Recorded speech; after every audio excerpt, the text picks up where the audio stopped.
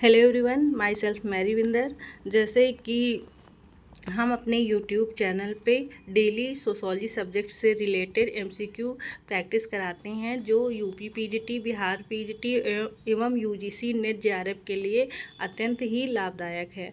तो जो भी स्टूडेंट्स यूपी पीजीटी एवं बिहार पीजीटी की तैयारी कर रहे हैं, वो हमारे इस एमसीक्यू प्रैक्टिस से जुड़ें और अपनी तैयारी को और भी ज़्यादा मजबूत करें। यूजीसी नेट जेआरएफ में इसको इन क्वेश्चन से ज़्यादा थोड़ा ऊंचा लेवल रहता है, लेकिन जब हम तैयारी करते हैं तो इसे बेसिक ज़रूर ही अपनी मजबूत करना चाहिए, क्योंकि हमारी तैयारी इन्हीं क्वेश्चंस और टॉपिक से होकर हमारी तैयारी और मजबूत होती हैं। तो देर न करते हुए हम जो है समाजशास्त्र का उद्भव एवं विकास के टॉपिक से ये क्वेश्चंस लेके आए हुए हैं। तो हम इसमें पहला क्वेश्चंस हमारा है, सन 1919 में मुंबई विश्वविद्यालय में समाजशास्त्र के प्रोफेसर के रूप में किसकी नियुक्ति हुई है। ये क्वेश्चंस पूछ रहे हैं कि 1919 में मुंबई विश्वविद्यालय में समाजशास्त्र के कौन प्रोफेसर जो हैं जिसकी नियुक्ति हुई थी। तो इसका क्वेश्चन नंबर फर्स्ट का ऑप्शन नंबर सी सही होगा, क्योंकि सर पैट्रिक गिडिंग्स ये जो है मुंबई विश्वविद्यालय में समाजशास्त्र के प्रथम प्रोफेसर थे। ठीक है। क्वेश्चन नंबर 2, यूरोप तथा यूएसए में समाजशास्त्र के सुस्थापित होने के उपरांत भारत में संस्थानिक स्तर पर प्रयोग में लाया गया निम्नलिखित में से कौन से वर्ष में समाजशास्त्र औपचारिक संस्थानिक स्तर पर प्रयोग में लाया गया। तो ये क्वेश्चंस घुमा के पूछे हुए हैं। इस क्वेश्चंस का अर्थ ये है कि जब यूरोप और यूएसए अमेरिका में सोशोलॉजी सब्जेक्ट का एक विषय के रूप में स्थापना हो गई, तत्पश्चात जब भारत में कौन से सन में समाजशास्त्र का जो है औपचारिक रूप से स्थापना हुई। तो इसका आंसर होगा डी ऑप्शन 1919 में भारत में सुस्थापित रूप से जो है समाजशास्त्र एक विषय के रूप में पढ़ाया जाने लगा। कहाँ पर? मुंबई विश्वविद्यालय में। क्वेश्चन नंबर 3, समाजशास्त्र के व्यवहारिक स्कूल के विषय में निम्न समाजशास्त्रियों के योगदान के आधार पर उन्हें क्रम से दीजिए और उत्तर के सही कोड का चयन कीजिए। इस क्वेश्चन में ये पूछ रहे हैं कि क्वेश्चन नंबर फर्स्ट है option number August Comte, Herbert Spencer, Malinowski और रेडक्लिफ ब्राउन, इन चारों को जो है जन्म के आधार पर कौन पहले आए उसके आधार पर इन्हें क्रम दीजिए, मतलब इन्हें क्रम से लगाइए। तो ऑगस्ट कॉम्ट का जन्म कब हुआ था? ऑगस्ट कॉम्ट का जन्म हुआ था 1798 में। और हर्बर्ट स्पेंसर का जन्म हुआ था 1920 में। और मेलानोव्स्की का हुआ था 1884 में। और रेडक्लिफ ब्राउन का जन्म हुआ था 1891 में। तो इस आधार पे जो है 1881 में, तो इस आधार पे आप इन्हें बांटिए। तो पहले इसमें तो पहला हो जाएगा अगस्त कॉम्ट 1798, ये हो गए। फिर आएंगे हर्बर्ट स्पेंसर 1820 है, तो हर्बर्ट स्पेंसर दूसरे नंबर पे आएंगे। इसके बाद कौन सा होगा? इसके बाद से मेलानोव्स्की का जन्म हुआ था 1884 में और रेडक्लिफ ब्राउन का जन्म हुआ था 1881 में।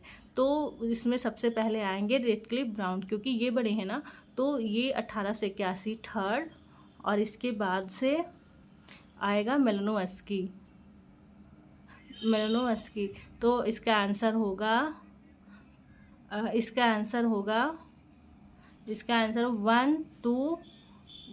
2 4 3, 1 2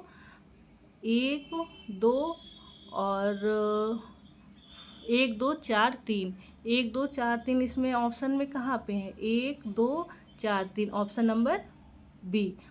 नंबर बी इसमें सही होगा। ठीक है, 1 2 4 3। ठीक है गाइज।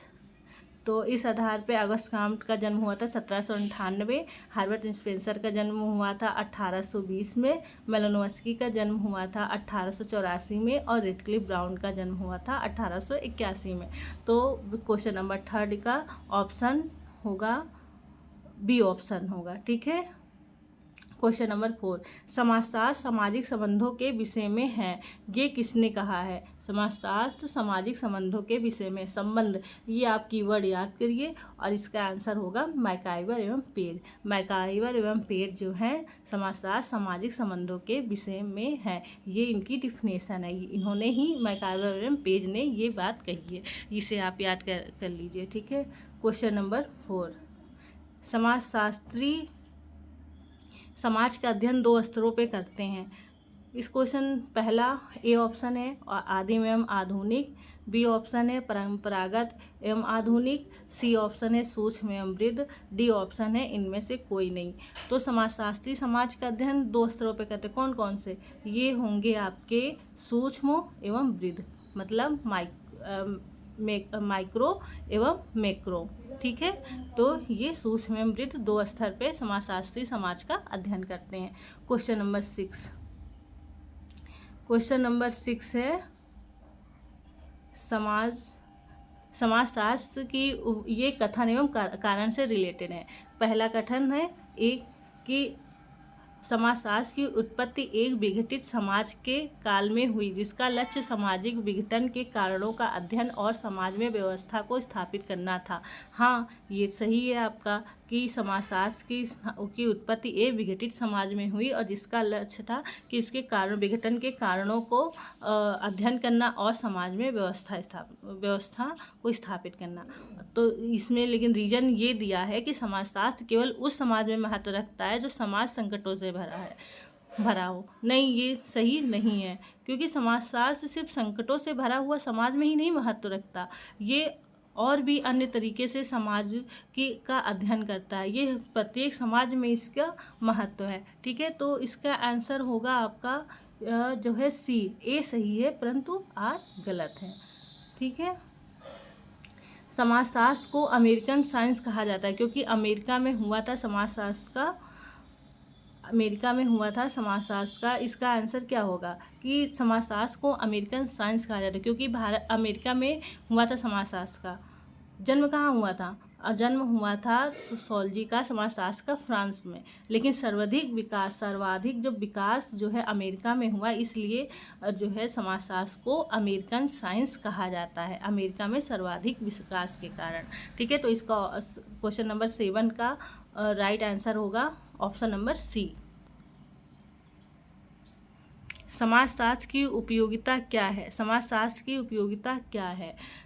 ए ऑप्शन समाज विषयक वैज्ञानिक ज्ञान में अभिवृद्धि, बी ऑप्शन नौकरी प्राप्त करने में सहायक, सी ऑप्शन सामाजिक कल्याण में सहायक, डी ऑप्शन उपयुक्त सभी।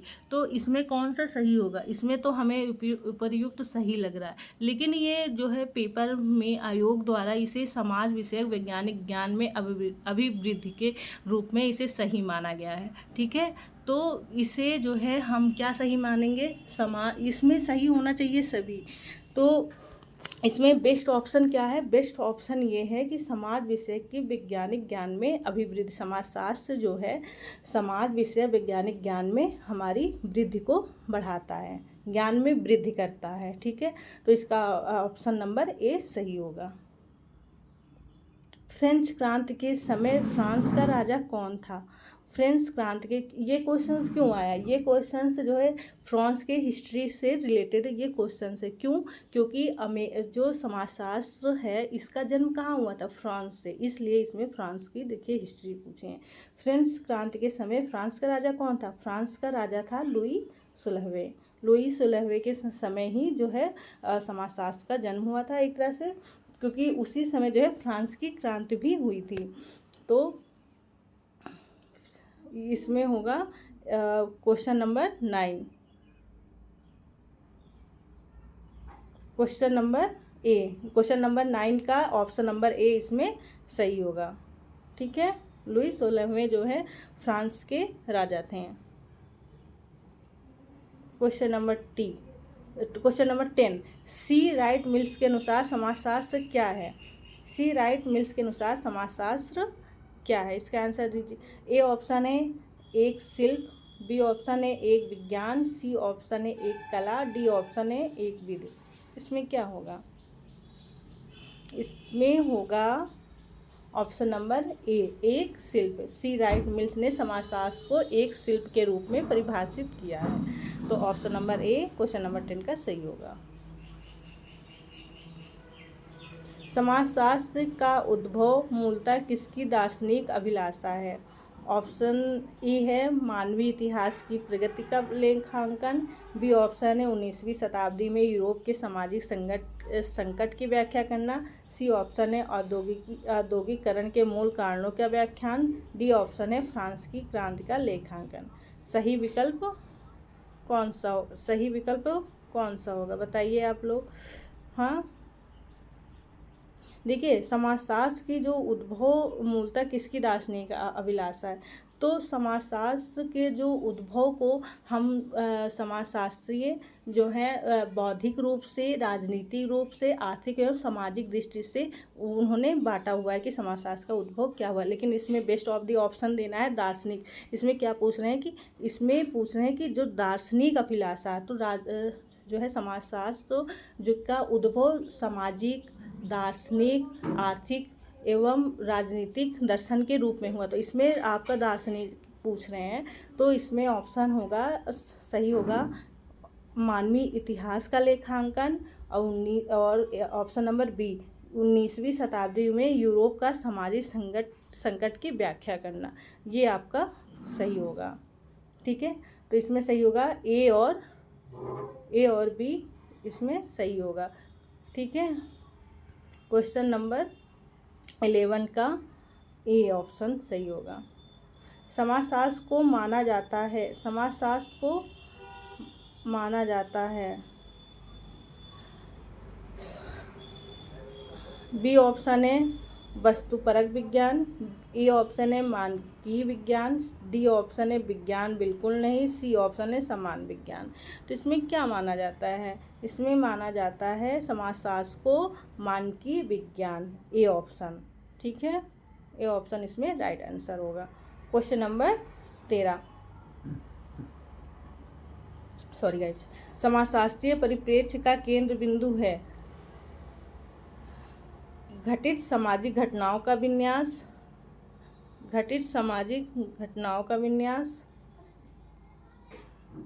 A option. बी ऑप्शन है व्यक्तित्व पर सामाजिक घटनाओं का प्रभाव। सी ऑप्शन है मनुष्य की मानसिक प्रक्रियाएं।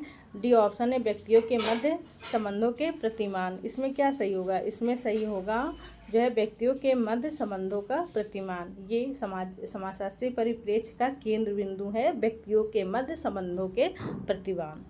डी ऑप्शन सही होगा।